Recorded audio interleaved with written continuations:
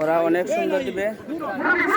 Selim Ahmed foundation football একাদশ উসমানীনগর ওরা প্রস্তুতি নিচ্ছে। খেলাধুলা আজকে উদ্বোধনীয় খেলা শুরু হয়ে যাচ্ছে সিলেট বিভাগের উসমানীনগর উপজেলার উসমানীনগর থানার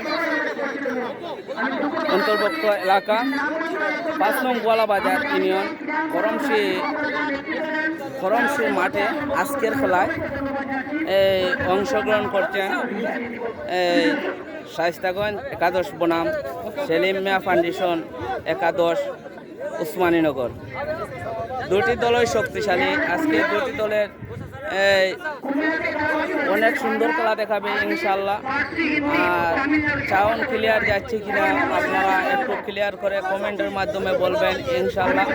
এই মুহূর্তে দেখছি আমাদের শহীদ ভাই, আমাদের সিনিয়র মেম্বার নুনু ফুটবল একাডেমি নুনু ভাই চলে আসছেন আমাদের মাঝে ইনশাল্লাহ।